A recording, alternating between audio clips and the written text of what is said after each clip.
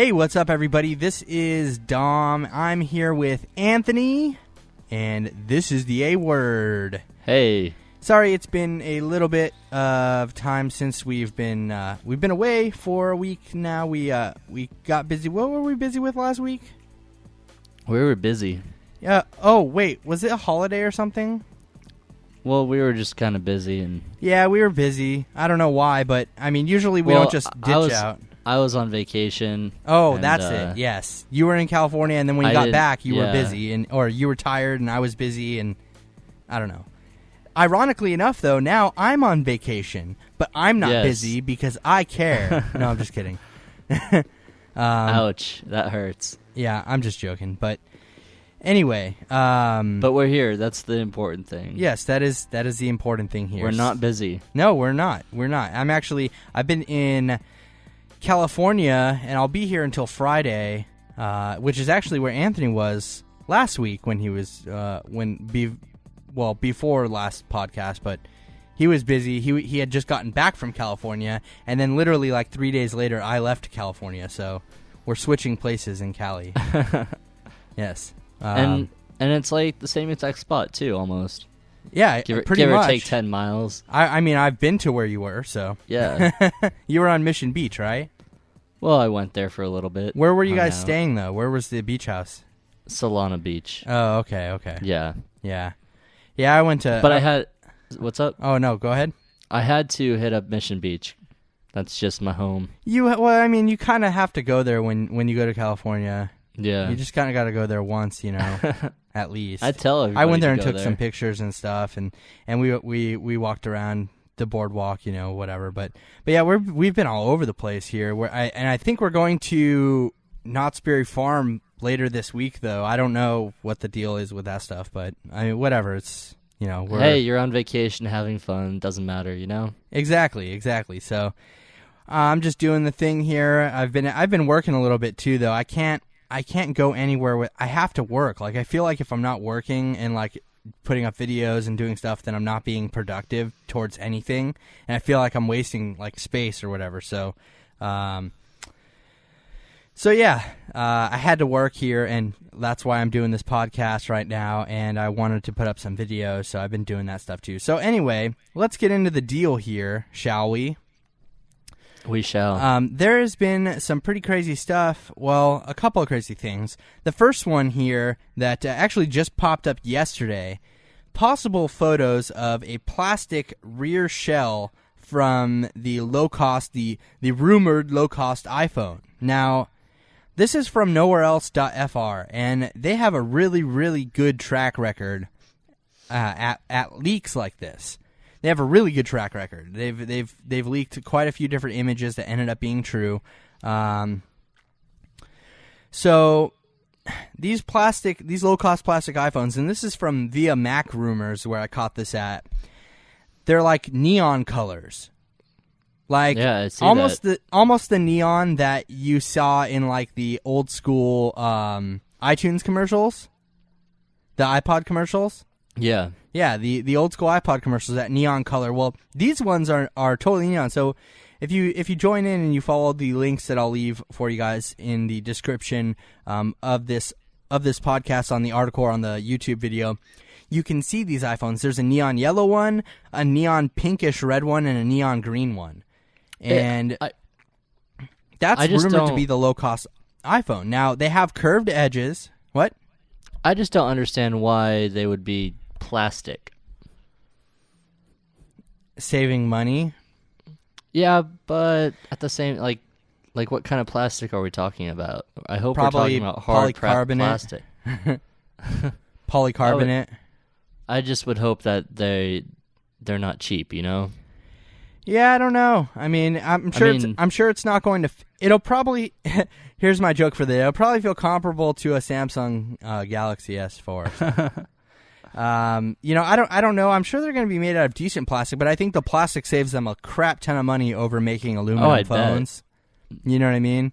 Yeah. It's probably a lot cheaper for them to do it that way, to bring the cost down. And I saw, I don't know if this is true, but I saw on Twitter somebody posted Possible pricing for the low-cost iPhone being as low as $349 unsubsidized for 16 gigabyte, which is really good. I mean, that's a lot of money. Yeah, that's not too bad. But that is half price of the aluminum ones. If you think about it that way, it's a good deal. Well, and especially if places like T-Mobile are going to be carrying it. Well, and you got to think this is unsubsidized. So without a contract, you could buy one for $349, a 16 gigabyte iPhone, which is, and if it has the same Retina display and the same internal specs as the iPhone 5, which I personally expect it to, I expect Apple to make the low-cost iPhone have the same specs as the iPhone 5, and then obviously like the 5S or whatever will have the bumped specs. But if it has all those specs and it has the same 4-inch Retina display, I think that's a pretty good deal for $349. Yeah, it's not too bad. You don't have to worry about signing a contract or anything, and you're really just paying $150 more than you would if you signed a 2-year contract with a carrier.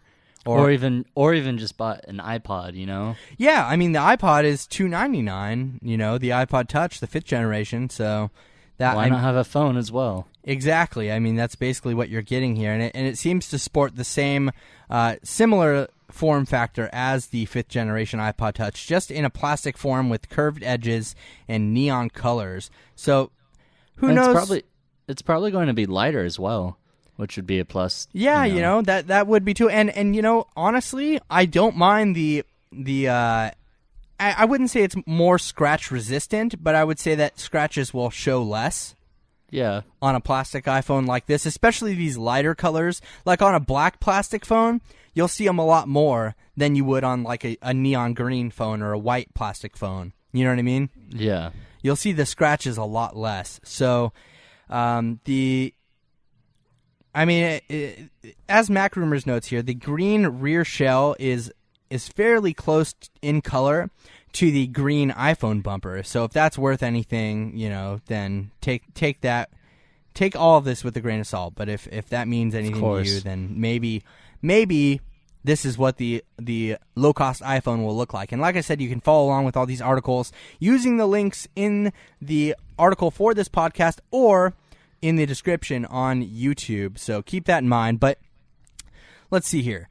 The next thing we have up here in the news is reportedly iOS 7 Beta 3 is coming on Monday, July 8th, which would be a week from tomorrow.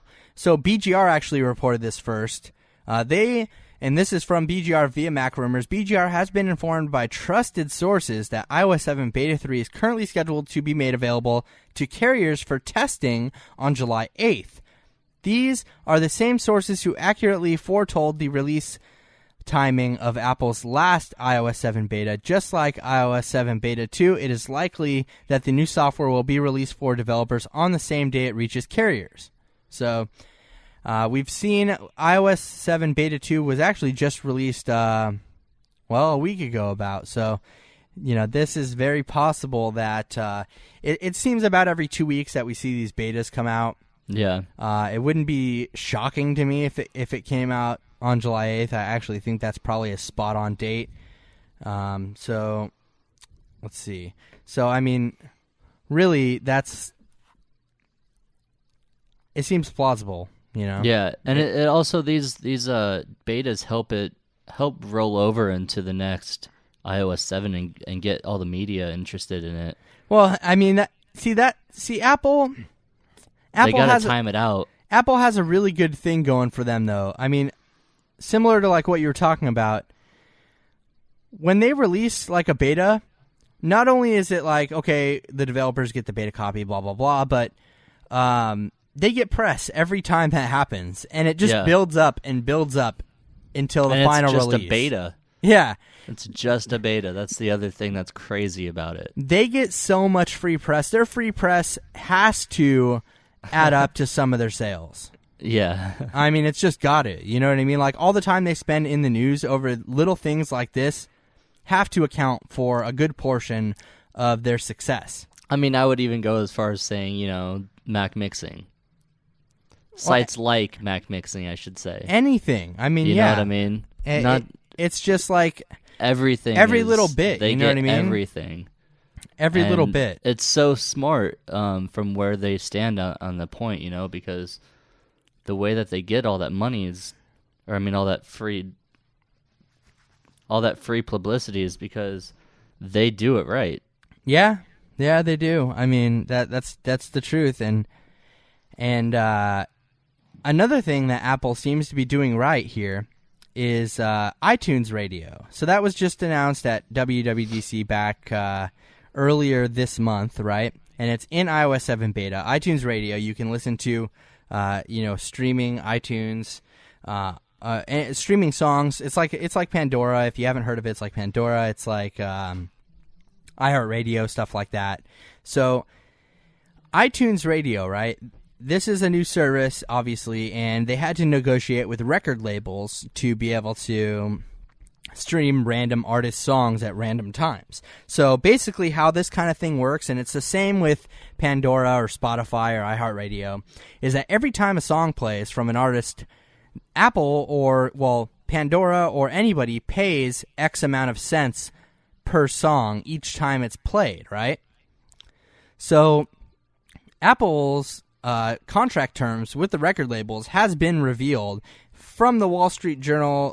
They reported this initially, I believe, and it says here, during iTunes Radio's first year, Apple will pay a label 13 cents each time a song is played, as well as 15% of net advertising revenue, proportionate to a given label's share of music played on iTunes. In the second year, it bumps up to 14 cents per listen plus 19 cents ad revenue. So not only are they making money off of the songs that are playing, they're making money off of the ad that Apple is putting on their own app. Yes, that is insane. So they're actually doing pretty good here because, like Pandora, for example, they only pay 12 cents per play. So actually they're one-upping Pandora by 1 cent, and then in the second year it goes up 2 cents more than Pandora. And also, it says, although Wall Street Journal says that Apple will be paying the publishers more than twice as much in royalty than Pandora, for streaming music, publishers and record labels are paid independently. And there's also restrictions in place, too, for these royalties, though. So even though they're getting more, there are some restrictions here. So, for example, if some song plays are unpaid if the song is already in the listener's iTunes library or part of an album they own. Oh, wow. So if you own the Biggie Smalls album and that comes on, Apple doesn't have to pay for that song play because you already own it, because you could have listened to it any time. You know what I mean? It's nothing special. So that makes sense. But yeah, it is very interesting how they work that out. And also tracks that are selected by iTunes for a special promotion. Or if listeners skip a song before the 20-second mark. So they have to listen to it for more than 20 seconds for Apple to ching out or to pay out to the labels. So I wonder if that has any, correlation with how many times you can skip a song. The 20-second mark, if you do it before 20 seconds or after 20 seconds, if that makes a difference. I don't know. That's something that could be tested though too. Yeah. And it says, however, Apple can only avoid royalties for 2 songs per hour per user. So while there are restrictions, there are also restraints on Apple to avoid them from, jipping out the record labels. Yeah. So it seems like a pretty fair agreement, in my opinion. It's still more than Pandora's paying. Yeah, they're one-upping all the other streaming services. I think Pandora is the one that pays the most, I believe. I can't say that I thought I read that somewhere. So it's pretty fair though for everybody around, I think. And I think that it has the possibility to do pretty well because you won't have to download an app to do it. It's right on your phone. It's like it's like and how it's basically FaceTime, the same thing. FaceTime did that to like Skype, you know what I mean? And I'm not saying that Skype's user base dropped off as a result of that, because I don't think it did at all. But it might have taken a little hit at first, but I think that iTunes Radio has potential to do very, very well. Yeah. We were speaking about iOS 7 earlier. There's actually a couple of glitches that I want to get into here with iOS 7. The first one being iOS 7 beta 2 actually, and this was actually a glitch that's found in beta 1 as well. Not sure if it'll be in beta 3 that's rumored to be released next Monday, but currently in beta 2, there's a glitch that allows you to create functional nested folders. So you can have a folder inside of a folder inside of a folder, freaking folderception if you want. And do you know how many folders you can do? I haven't tried a lot. I only went like 6 or 7 deep. So at least 6 or 7. That's pretty deep. Okay, that's awesome. I mean, that's so. But this is, keep in mind, everybody, this is just a glitch. This is not the real deal. More than likely, this will be pulled in the next beta, or Apple will make it an actual feature. But right now, the functionality, it works, but it's a glitch because of how you have to do it. And if you want to know how to make nested, if you're lucky enough to be, if you're one of the lucky ones that are running iOS 7 beta 2, I have a video tutorial on how to do this on youtube.com/macmixing, or you can find my article with the video and written steps and stuff on appadvice.com and on MacMixing as well. So there are some steps here, and you can actually add them, and you can open the folders within the folder, and you can launch apps within them. They're fully functional. It totally works, but it's a glitch. You know what I mean? It's not going to be. It's not going to. It's nothing final. It works like a glitch. You have to get it in there a little glitchy. You have to hold down a folder icon, double press the home button, go into another folder, press the home button. It's fairly easy. But you can just tell that this is not intended. It wasn't like a feature that was discovered that was supposed to be there, Yeah. And same with this next glitch here too. Not to say that those things couldn't be put there. No, it's totally plausible for this to actually be a feature at some point. Yeah. But right now it's a glitch, that's what it is. So this next glitch, though, real quick, this is kind of similar to the last one, and this is also found in Beta 2. Not sure if it'll be in Beta 3, but iOS 7 allows you to put apps inside of Newsstand, and it's actually really easy. You just literally drag an app. You drag an app over Newsstand, and you let it sit there for a second, and it opens up, and you put it in there. And ironically enough, removing apps from Newsstand or coincidentally enough, I should say, removing apps from Newsstand is the same procedure as removing a folder from within a folder, with both the glitches. So, and you can find that video as well on youtube.com/macmixing, articles and stuff on macmixing.com and appadvice.com as well. But I don't know if did you get a chance to watch those videos, Anthony? Sorry. No, I did not. Oh, okay. No, you don't have to apologize. I don't care. I don't expect you to watch my videos. You're only my brother, but whatever. No, I didn't happen to see those. But yeah, so both of those glitches are available in iOS 7 Beta 2. I'm not sure if they're going to last. See, what would make sense to me, okay, the nested folders thing is a given. Like, that just makes sense right off the bat, okay? Yeah. There's no way that doesn't make sense. Now, the newsstand thing, there was actually a commenter that made sense of this and said that it totally makes sense because they said, of course, it would make too much sense to be able to put news apps inside of Newsstand. And I definitely agree. I mean, that would make sense of it. Put all your news apps inside of Newsstand. Bam, there you go. You have all your news in one place. And that seems to be what Apple's about, but I don't think that they're going to let that happen because I think that it's just something that doesn't sound like, you know what I mean? Yeah. Well, I think Newsstand is more about The publications. Well, that and like I believe there are news articles that you can buy, like magazines, in there as well. Yeah. Correct? Yeah, no, that's what I mean. Like, it's all about the publications in there. They want to promote that, and yeah, change it from paper to digital. That's that's kind of what they are about with that. Yeah, and they want to stay with that. They don't want you to be able to do other things. Well, I shouldn't say it like that, but they're pretty restrictive on that. Yeah. They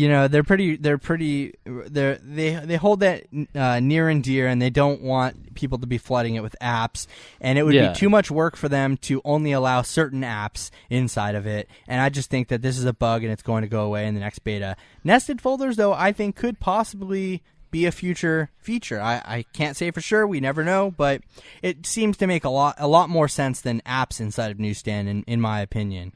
Yeah. This next thing here. This is actually a feature. This is not a glitch, and it is really, really odd. Not odd. I mean, it makes sense. It's just new for Apple. Very new for Apple, I should say. Instead of odd, it's very new. It's an accessibility option, and it's an iOS 7 that allows iPhone or iPad to be controlled with head movements. And this is real. This is like crazy. It actually is the front-facing camera, and this was first reported on 9to5Mac, and it's called switches. So, excuse me, it's called switch control. And switch control allows you to control your iPhone or iPad by highlighting items on the screen, and you can use it with your head movement and stuff. So, like, basically when it'll have these little like blue boxes, and there's a video on 9to5Mac you guys can check out if you want to see this in full functionality. So let's say you're in the settings app and you have switch control enabled. So there'll be this blue border that will highlight each section of the menu, right? It'll just roll through them automatically, like staying for like 1 or 2 seconds at each option. And if you want to select something, you move your head to the left or to the right. And if you want to, back out, you move it to the left, stuff like that.